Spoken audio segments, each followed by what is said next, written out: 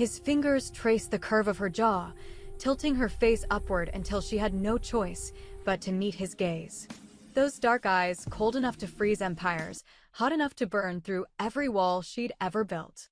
"Say it again," Park Ji-hoon commanded, his voice low, dangerous, wrapped in silk and steel. Amelia's breath caught in her throat. Her back pressed against the floor-to-ceiling windows of his penthouse, Seoul's glittering skyline sprawling 50 stories below them. His body caged hers. Not touching.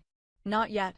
But close enough that she could feel the heat radiating from him, could smell the intoxicating blend of sandalwood and power that clung to skin. "I'm not saying it again," she whispered, defiance threading through her voice even as her heart hammered against her ribs. His lips curved. Not quite a smile. Something more predatory. "You begged me once, Amelia. You grabbed my face in front of 200 people and begged me to kiss you." His thumb brushed across her lower lip, and she felt that single touch everywhere. "Don't pretend you've forgotten. That was survival." Was it? He leaned closer, his breath warm against her ear. "Then why are you still here? Why do you look at me like you're waiting for me to do it again?" She should push him away. She should run. That's what smart women did when they found themselves trapped in the lair of Seoul's most dangerous man. But Amelia had stopped being smart 3 weeks ago, the night she'd kissed a stranger and accidentally sold her soul. Before you continue watching, if you're new here and you love stories filled with drama, passion, revenge, and love that burns, hit that subscribe button and turn on notifications so you never miss an upload. Trust me, you don't want to miss what happens next. Now, let me take you back to where it all started. 3 weeks earlier, the rain hadn't stopped for 2 days. It fell in sheets over Seoul, turning the streets into rivers and the sky into a gray ceiling that pressed down on everything beneath it. Amelia Carter stood in the bathroom of a restaurant she couldn't afford, staring at her reflection in the mirror. Her braids were pulled back in an elegant updo, the kind she used to wear when she believed beautiful things could happen to her. Her dress, a deep burgundy that hugged every curve of her plus-size frame, had been purchased with the last of her savings. This was supposed to be a celebration. Her first photography exhibition in Seoul. 3 years of building a career, of escaping Atlanta and the ghost of a marriage that had nearly killed her. 3 years of healing. And then Peter had walked into the gallery. Her hands were still shaking. She gripped the edge of the sink, watching the tremor move through her fingers like an earthquake. She couldn't stop. He'd found her. Somehow, across oceans and continents, through name changes and deleted social media accounts, and a restraining order that meant nothing outside American borders, Peter had found her. "You think you can leave me?" His words echoed in her head, the way he'd cornered her near the back exit of the gallery, his smile casual for anyone watching while his hand had closed around her wrist tight enough to bruise. "You think you can just disappear?" She'd told him she would scream. He'd laughed. Said no one in Seoul would care about some black American woman making a scene. Said he'd kill her before anyone could help.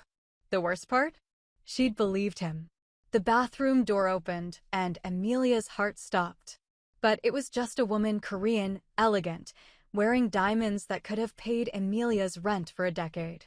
The woman barely glanced at her before disappearing into a stall. Amelia released a breath. She needed to move. Needed to think. The back exit wasn't safe. Peter was waiting there. The front exit meant walking through the entire restaurant, past whoever Peter had brought with him. She had no one to call. No friends close enough in Seoul. No family who could reach her in time. Her phone buzzed. A text from an unknown number. "I can see you. Stop hiding in the bathroom like a scared little girl and face me. You have 2 minutes before I come in there and drag you out."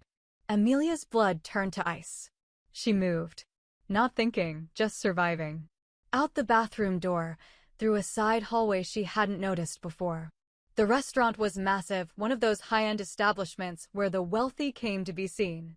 She passed private dining rooms with frosted glass, heard laughter and clinking glasses, the sounds of people living lives where ex-husbands didn't hunt them across continents. A door at the end of the hall. Amelia pushed through it and stepped into another world. The private room was enormous. A single long table dominated the space, surrounded by men in suits so expensive they probably cost more than her car. The air was thick with tension, with something dangerous and electric that made the hair on Amelia's arms stand up. Every head turned toward her. She froze. 20 pairs of eyes locked onto her, the black woman in the burgundy dress who had just crashed whatever meeting this was. "I'm so sorry," she breathed, already backing toward the door. "Wrong room, Amelia." Peter's voice, coming from the hallway behind her. Panic exploded through her system. She looked at the men, at the door behind her, at the narrowing options of her rapidly deteriorating situation. One man sat at the head of the table. He hadn't moved when she'd entered, hadn't flinched when the others had reached for their waistbands. He simply watched her with eyes so dark they seemed to absorb light, his face beautiful in a way that was almost cruel. He was the most dangerous person in this room. Amelia knew it the way animals knew predators. And somehow, impossibly, he was her only option. Peter was getting closer. She could hear his footsteps, his voice calling her name like she was a dog who'd slipped her leash. Amelia made a decision that would change her life forever. She walked straight toward the man at the head of the table. His men moved to intercept her, but he raised one hand, just one, and they froze like he controlled them with strings. She reached him, looked down into that devastating face. Saw the curiosity there, the cold amusement. "Please," she whispered, and she hated how her voice broke on the word. "He's going to kill me. I don't know who you are or what this is, but he's going to kill me the moment he gets me alone." The man tilted his head slightly. "And what would you like me to do about that?" The door burst open. Peter stood there, flanked by two men who looked like the kind of muscle you hired when you wanted problems to disappear. "There you are," Peter said, his voice pleasant, his eyes murderous. "I'm sorry to interrupt your meeting, gentlemen. My wife has a tendency to wander." "Ex-wife," Amelia said, but her voice was barely audible. Peter stepped forward. "Come on, baby. Let's go home." She felt him reaching for her, felt the familiar terror closing around her throat. In that moment, she thought of every time he'd hit her. Every time he'd apologized and promised it would never happen again. Every night she'd spent planning her escape, wondering if she'd live long enough to use her plane ticket. And something in her snapped. She grabbed the stranger's face with both hands and kissed him. The room went silent. Everything went silent, except for the thundering of her heart and the soft, startled sound the man made against her lips. She'd meant it to be quick. A desperate ploy for protection, nothing more. But his hand came up to grip the back of her neck, and suddenly he was kissing her back. It wasn't gentle. It wasn't kind. It was possession, brutal, consuming, claiming. His other arm wrapped around her waist and pulled her down onto his lap, and when she gasped, he took the opportunity to deepen the kiss, to make it something that would leave marks on her soul. When he finally released her mouth, she was trembling.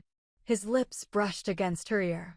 "Play along," he murmured, so soft that only she could hear, "and I'll make sure he never touches you again." Then he looked up at Peter with a smile that didn't reach his eyes. "I think there's been a misunderstanding," he said, his voice carrying through the room like a declaration of war. "This woman isn't your wife. She's mine."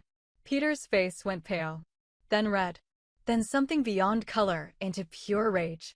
"Who the hell do you think you are?" One of the men at the table laughed. Actually laughed. "You really don't know?" Peter's muscles shifted nervously. One of them leaned in and whispered something. Amelia watched Peter's expression change, watched the rage curdle into something like fear. "You're Park Ji-hoon," Peter said slowly. The man beneath Amelia, Ji-hoon, smiled. "And you've just walked into my restaurant, interrupted my meeting, and tried to claim my woman belongs to you." He stroked Amelia's back, casual, proprietary. "I'm curious how you'd like to proceed." Peter opened his mouth, closed it. His hands were shaking now, and Amelia felt a savage satisfaction at seeing her tormentor suddenly on the other end of fear. "There's been a misunderstanding," Peter said, the words coming out stilted, careful. "I apologize for the interruption." Apology not accepted. Ji-hoon's voice had gone cold. "Kong. Show our guest and his friends the exit."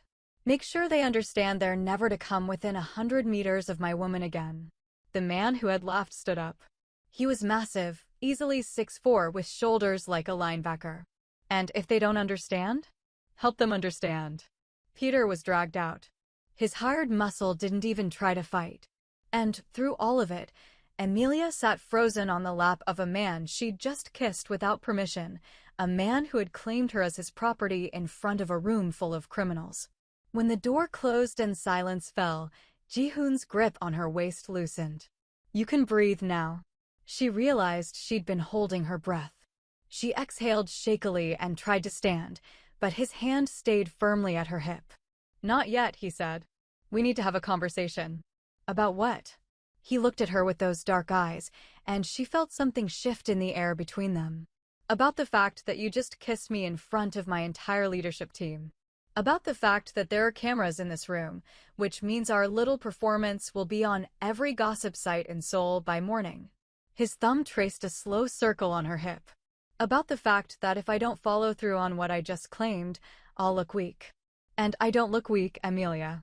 Her stomach dropped. How do you know my name? Your ex said it when he was calling for you like a lost dog. His jaw tightened slightly. I don't like men who hurt women.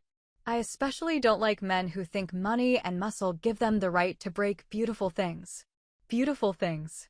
She shouldn't have felt anything at those words. Not from a man who was clearly more dangerous than Peter could ever dream of being. I'm sorry, she said. I panicked. I didn't mean to get you involved in my problems, and I definitely didn't mean to. She gestured vaguely at their current position, at her body still pressed against his. Kiss me like your life depended on it? He almost smiled. Almost. Your life did depend on it. So I suppose I can understand the impulse. She needed to get off his lap. She needed to leave this room and figure out how to disappear again, how to run from Peter and now from whatever mess she'd created with this stranger. Let me go, she said. Please. I'll figure out my own problems. You don't need to. Here's what's going to happen. His voice cut through her protests like a blade. By morning, every gossip outlet in Korea will be running stories about Park Ji-hoon's mysterious new woman. Your ex will see them. His people will see them. And they'll know that touching you means going to war with me. Amelia stared at him. You don't even know me. I know that you were brave enough to walk into a room full of dangerous men and beg the most dangerous one for help. I know that you kissed me like you were drowning and I was oxygen. And I know that I haven't been this interested in anything in years. His fingers traced up her spine, and she shivered despite herself. Stay with me, he said, and it wasn't quite a request.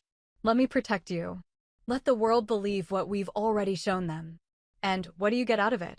His smile was slow, dangerous, devastating. I get you, Amelia. In my home. In my life. In my debt. He leaned closer, his lips brushing against her cheek. I get to find out if that kiss was desperation, or if there's something more burning underneath all that fear. She should have said no. Every survival instinct she had was screaming at her to run. But she thought about Peter. About running again. About spending the rest of her life looking over her shoulder. And she thought about the way Ji-hoon had kissed her back. Like she was worth protecting. Like she mattered. Okay, she whispered. His eyes darkened with something that made her pulse race. Okay, I'll stay. I'll play along. But I have conditions. Name them. Separate bedrooms. This is an arrangement, not a relationship. And when Peter gives up and leaves me alone, you let me go. He considered her for a long moment. Then he stood, lifting her with him like she weighed nothing, setting her on her feet with a gentleness that seemed at odds with everything else about him. Separate bedrooms, he agreed. For now. The rest.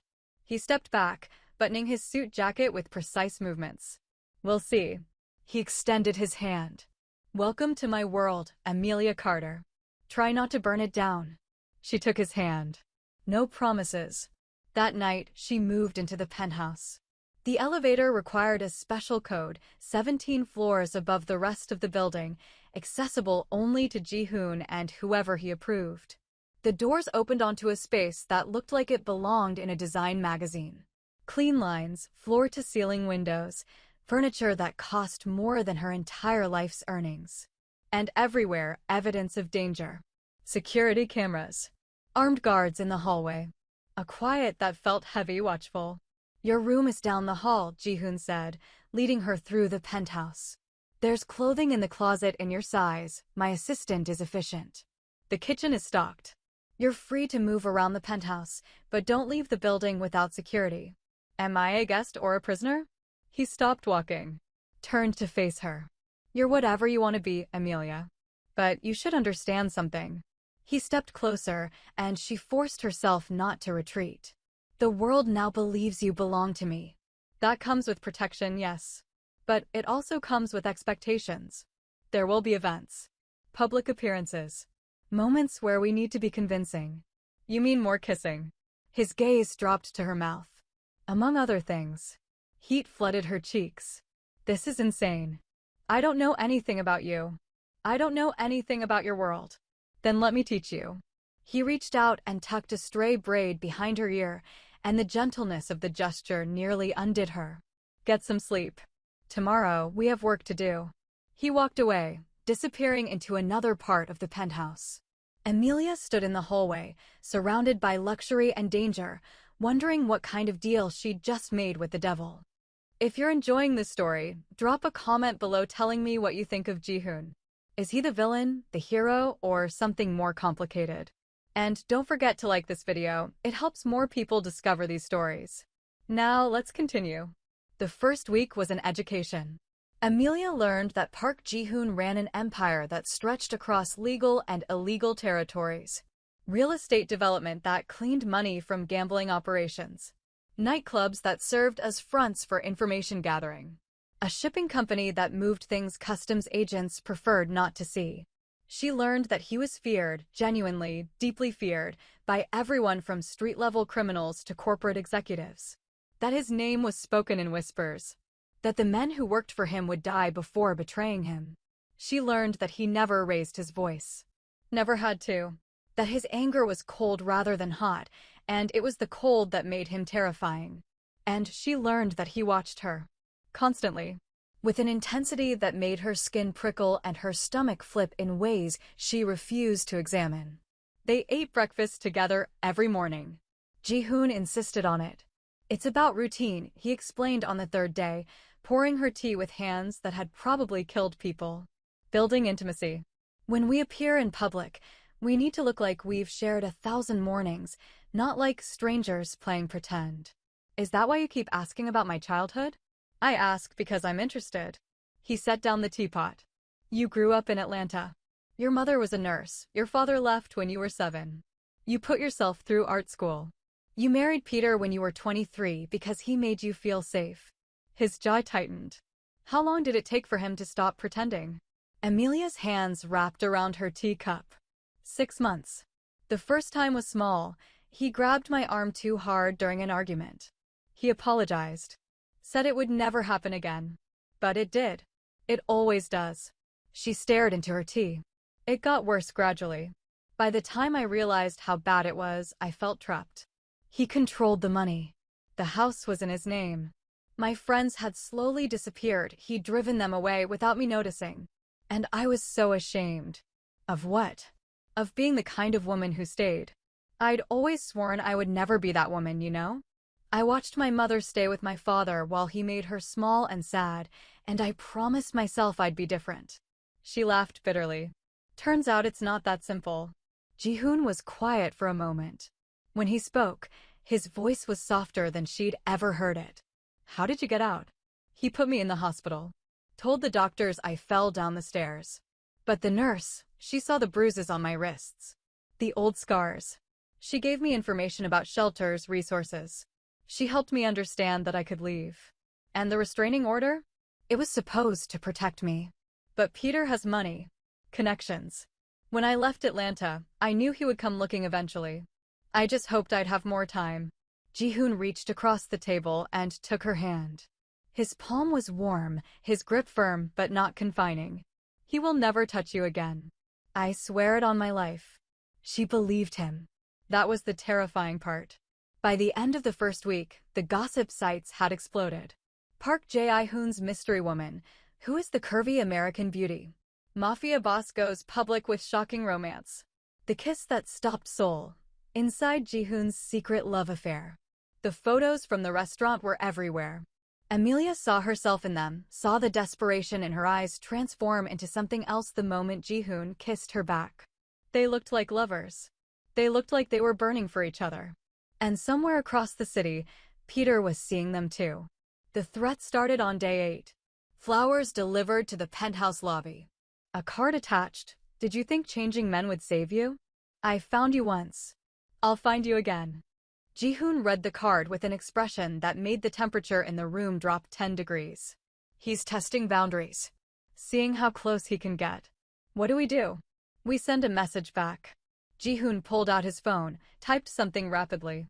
Get dressed. Something stunning. We're going out. The nightclub was called Obsidian. It occupied the top 3 floors of a building in Gangnam, accessible only by private elevator. When Amelia stepped inside, wearing a black dress that made her feel powerful and exposed in equal measure, she understood immediately that this was Ji-hoon's territory. The energy changed when he walked in. Conversations paused. Heads turned. People watched with fear and fascination as the most dangerous man in Seoul moved through the crowd with his hand on the small of her back. VIP section. Champagne that cost more than her monthly grocery budget. And everywhere, cameras. Phones raised. People pretending not to stare while recording everything. Smile, Ji-hoon murmured against her ear.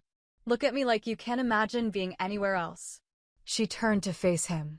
He was so close enough that she could count his eyelashes, could see the faint scar near his left eyebrow, could feel his breath on her skin. Is this part of the message? She asked. This is all of the message. His hand came up to cup her face, and she leaned into his touch without meaning to.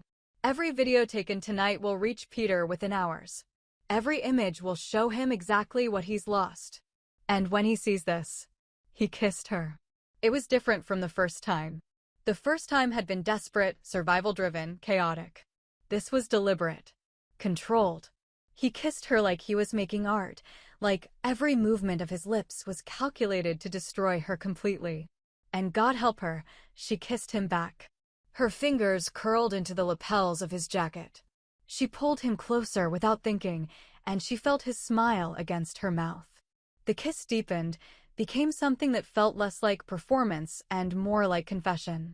When he pulled away, she was breathing hard. So was he. That wasn't fake, she whispered. No. His thumb traced her cheekbone. It wasn't. Across the club, someone was definitely filming. Amelia couldn't bring herself to care. The second week brought escalation. Peter tried to have Ji-hoon killed. It was sloppy, amateur assassins hired through a chain of intermediaries, men who didn't know who they were targeting until it was too late. They were intercepted before they reached the penthouse. Ji-hoon didn't tell her what happened to them. She didn't ask. But she saw the change in him afterward.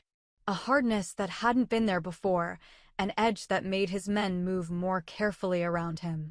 He was planning something.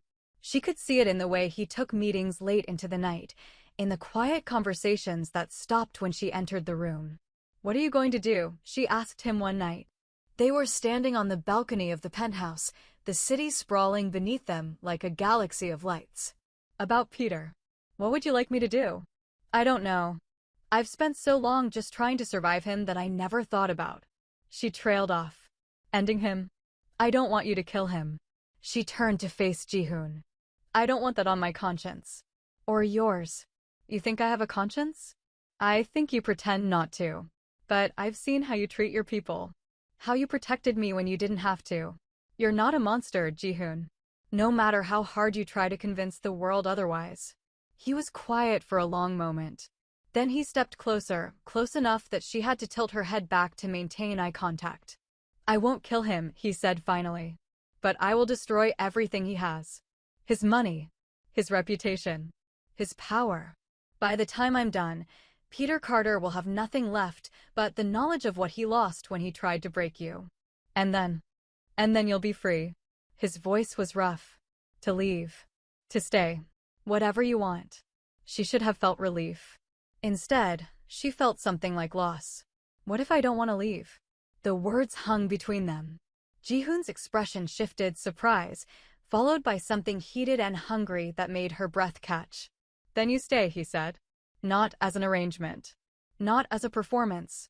He cupped her face in both hands. "As mine. Really mine. I barely know you. You know me better than anyone has in years." He pressed his forehead to hers. "You know that I'm selfish and possessive and probably incapable of loving anyone the right way. But you also know that I would burn this city to the ground before I let anyone hurt you. Is that not enough?" She should have said no. Should have reminded herself that this was temporary, that she'd promised herself she would never belong to another man again. But looking into his eyes, those dark, desperate, dangerous eyes, she couldn't find the lie. "It's enough," she whispered. He kissed her like a man starving. Like she was water in a desert, like she was the first beautiful thing he'd ever seen. His hands tangled in her braids, pulled her closer until there was no space between them, until she couldn't tell where she ended and he began. When they finally broke apart, gasping, he swept her into his arms and carried her inside. "Last chance," he said, pausing at the door to his bedroom. "Tell me to stop and I'll stop. Don't stop." She pulled his face down to hers. "Don't ever stop." The night shattered around them. By morning, everything had changed. Amelia woke in sheets that smelled like sandalwood and sex, her body pleasantly sore, her heart dangerously full. Ji-hoon was already awake, watching her with an expression she couldn't read. "Good morning," he said, his voice sleep-rough. "Morning." She stretched, winced slightly at the pull of muscles she'd forgotten she had. "What time is it?" "Early. But we need to talk about something." Her stomach clenched. Here it was, the morning after regret, the careful distance that men learn to deploy when things went too far. But Ji-hoon didn't pull away. Instead, he pulled her closer, tucking her against his chest like she fit there naturally. "My men intercepted a message last night," he said. "Peter is planning something bigger. He's been reaching out to my enemies, trying to build alliances against me." "He's that desperate?" "You underestimate how much he hates losing what he considers his." Ji-hoon's arm tightened around her. "I'm accelerating my plans. Within 48 hours, Peter Carter will be destroyed financially and legally. I have evidence of crimes he committed in the United States, enough to have him extradited and imprisoned for decades." "Evidence? How did you?"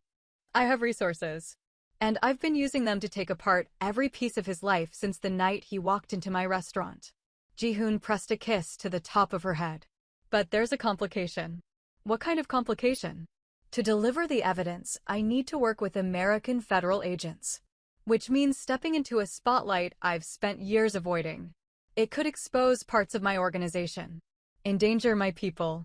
Amelia sat up, the sheets pooling around her waist. "You can't do that. You can't risk everything just to protect you." He sat up too, facing her. "I've been running an empire for 15 years, Amelia. Building power, accumulating enemies, making myself untouchable. And in all that time, I never once found something worth risking it for." He took her hand. "Until you." "Ji-hoon. Let me finish." He lifted her hand to his lips, pressed a kiss to her knuckles. "I've already made arrangements. Key parts of my operations will be transferred to trusted lieutenants. Whatever exposure happens, my people will be protected. The only one at risk is me. I can't let you. You can't stop me." His smile was sad, beautiful, resolved. "This is my choice. My risk. And I'm making it because for the first time in my life, I want a future more than I want power." Tears pricked at her eyes. "What if something goes wrong? Then you'll be free regardless. Peter will be in prison. My people will ensure you're protected. And you can build the life you always deserved. I don't want that life. Not without you in it." He pulled her into his arms. "Then we fight. Together. And we win. Now, I need you to do something for me. Hit that like button, subscribe to the channel, and share this video with someone who needs a love story that proves the right person will fight for you even when the world says they shouldn't. Comment ride or die if you're Team Ji-hoon, or run, girl, if you think Amelia should escape while she can. Now, let's get back to the story. The next 48 hours were chaos. Ji-hoon's plan unfolded with military precision. Teams of lawyers filed simultaneous lawsuits against Peter's companies in 3 countries. Evidence of fraud, embezzlement, and tax evasion was delivered to the FBI, the IRS, and the Korean National Police Agency.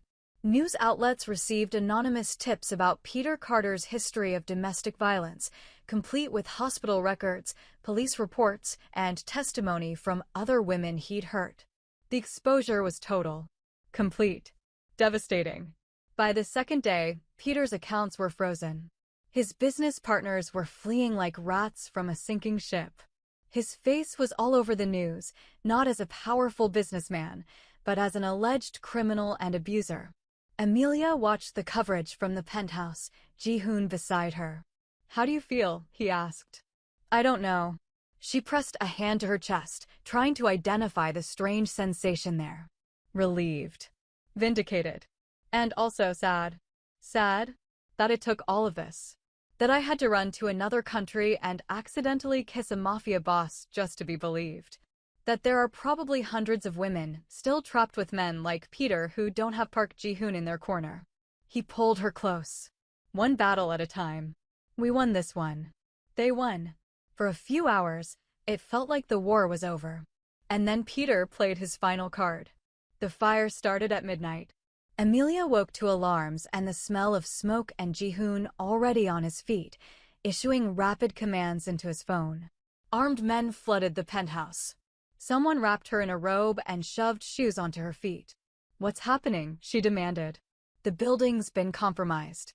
Kong appeared at her side, his face grim. "We're evacuating you." "Where's Ji-hoon?" "Handling it. He told me to get you out. Now move." She was rushed into a private elevator, down 17 floors to an underground garage where armored vehicles waited. Everything happened so fast, men with guns, headlights, the screech of tires on concrete. And then they stopped. Peter stood in the middle of the exit, flanked by men with weapons, a detonator in his hand. "Did you really think I'd let you walk away?" he called out, his voice echoing through the garage. "Did you think any of this would actually end?" King's hand pressed Amelia back into the car. "Stay down." But she couldn't. She couldn't cower anymore. Couldn't hide while men fought over her like she was property. She opened the car door and stepped out. "Amelia, no," Kong grabbed for her, but she was already walking forward. Peter's eyes locked onto her. For a moment, she saw it all, the charm that had drawn her in, the rage that had broken her, the obsession that had followed her across the world. "You did all of this," she said, and her voice was steady. She was proud of that. "You spent years hurting me, controlling me, making me small. And when I finally escaped, you couldn't stand it. You couldn't accept that I was strong enough to leave. You're not strong." Peter's finger hovered over the detonator. "You traded one cage for another. Different man, same leash." "No." She stepped closer. "Ji-hoon never put a leash on me. He gave me a choice. Every step of the way, he gave me a choice. That's the difference between love and ownership, Peter. That's what you never understood." "Love?" Peter laughed. "You think that monster loves you? He's using you. Same as he uses everyone. Maybe he is. Maybe he isn't." Amelia shrugged. "But at least with him, I get to decide. I get to stay or go. I get to fight or run. He respects me enough to let me choose my own life." "You don't get to choose." Peter's voice cracked. "You're mine. You've always been mine. And if I can't have you..." The shot came from above. Peter crumpled, the detonator clattering to the ground. His men scattered as Ji-hoon's snipers opened fire from the building's upper floors. In seconds, it was over. Ji-hoon appeared from the stairwell, walking toward her with smoke still rising from his pistol. His face was bloody. Someone had gotten in a lucky hit, but his eyes were focused only on her. "Are you insane?" he demanded, grabbing her arms. "You could have been killed." "You walked toward a man with a bomb." "I had to." She grabbed him right back. "I had to face him. I had to stop being afraid." "Amelia, I love you." The words burst out before she could stop them. "I know it's too soon. I know we've only known each other weeks. But I love you, Park Ji-hoon. I love that you're dangerous and damaged and that you saved me even when you didn't have to. I love that you're willing to burn the world for me. And I love that you respect me enough to let me burn it myself when I need to. He stared at her. For one terrible moment, she thought he might walk away. Then he kissed her like the garage wasn't full of bodies, like his men weren't watching, like the building above them wasn't still smoking. He kissed her like she was his whole world. I love you too, he said against her mouth. I have since the moment you grabbed my face and demanded that I save you. I didn't know it then, but I know it now. Behind them, Kang cleared his throat. Sir? We should really move. The police are on their way. Ji-hoon laughed, actually laughed, a sound Amelia had never heard from him before. Always so practical, Kang. He took Amelia's hand. Come on. Let's go home. The penthouse is on fire. Then we'll find a new home. He squeezed her fingers. Somewhere without bullet holes in the walls. Somewhere we can start fresh. They walked out of the garage together, leaving the smoke and blood behind them. The night air was cool on her skin, clean after the chaos of the last hour. What happens now? Amelia asked. Now. Ji-hoon opened the door of a waiting car, gestured for her to get in. Now we deal with police questions. File paperwork. Probably spend the next few months untangling the legal mess your ex left behind. That sounds exhausting. It will be. He slid in beside her. But after that, I was thinking we could take a trip. Somewhere warm. Somewhere without any mafia politics or ex-husbands. Is Park Ji-hoon capable of a real vacation? For you. He leaned over, pressed a kiss to her forehead. I'm willing to try. The car pulled away from the building. In the rearview mirror, Amelia could see the penthouse, their penthouse, with smoke still pouring from the upper floors. Everything she'd brought with her to Seoul was probably destroyed. The remnants of her old life, the photography equipment, the careful normalcy she'd tried to build. But beside her sat a man who had killed for her, who had risked everything for her, who looked at her like she was worth more than empires. Hey, she said. Thank you. For saving me. For choosing me. For. She gestured vaguely at everything. Ji-hoon's hand found hers in the darkness of the car. You saved yourself, Amelia. You just needed someone to hold the door open. 6 months later. The gallery was packed. Amelia's second exhibition in Seoul had drawn 3 times the crowd of her first. Her photographs lined the walls, images of strength and vulnerability, of love and danger, of a woman finding herself in the most unexpected places. The centerpiece was a portrait of Ji-hoon. She'd taken it early one morning, before he'd woken up completely.